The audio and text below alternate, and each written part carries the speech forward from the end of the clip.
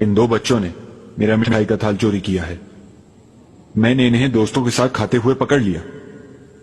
اس لیے عبرت عالم کے لیے ان کے ہاتھ کٹے ہوئے دیکھنا چاہتا ہوں. قاری صاحب ہمیں معاف کر دے، ہم آئندہ کبھی نہیں کریں گے. مٹھائی تازہ بن کر آئی تھی، ہم نے خیرات مانگی تو اس نے منع کر دیا. آپ اندر چلیے.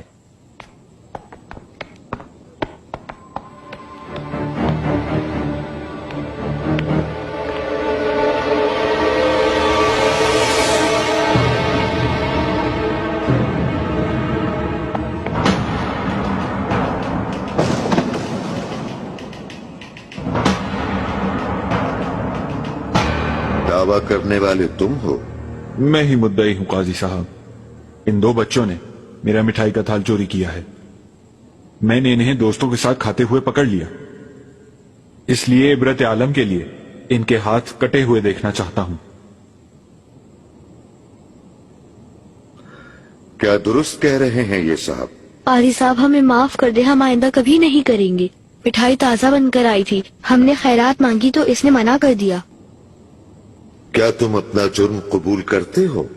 ہمارے پاس بالکل پیسے نہیں تھے، شیطان نے بہکا دیا. اعتراف جرم دونوں نے قبول کر لیا، لہذا ایسا کیا جائے کہ تم بھی انہیں معاف کر دو. نہیں کروں گا. آج انہوں نے مٹھائی چرائی ہے، بڑے ہو کر نہ جانے کیا کیا کریں گے. کیا مالیت تھی چوری شدہ مال کی؟ 10 اشرفیاں قاضی صاحب.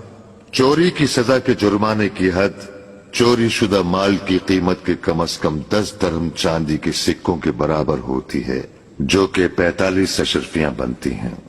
امام مالک، امام شافعی اور امام حنبل محترم اس کی حد 3 درہم بتاتے ہیں قاضی صاحب. اگر آپ اتنی ہی معلومات رکھتے ہیں تو مجھے یہ بتائیں 3 درہم چاندی کی کل کتنی اشرفیاں بنتی ہیں؟ تقریباً 13 اشرفیاں بنتی ہیں قاضی صاحب. اس حساب سے پھر بھی یہ 10 اشرفیوں سے زیادہ ہیں. تمہیں اتنے سے مال کے لیے معصوم بچوں کے ہاتھ کٹواتے ہوئے شرم نہیں آتی ہے آدمزاد؟ قاضی صاحب میں جاؤ میرے سامنے سے. آج کے بعد اپنے مال کو ایسے کھلا چھوڑ کر فقیر فقراء کی نیت خراب نہ کرنا، ورنہ تمہیں درے لگائے جائیں گے. لکھو، عمر کی حد کافی نہ ہونے کے سبب بچوں پر جرمانہ عائد کر رہا ہوں. بچوں کا کوئی بھی وارث ہے تو انہیں اطلاع بھجوائیں اور 10 اشرفیاں جرمانہ ادا کیا جائے. چلیں اب دوسرے کو بلائیں.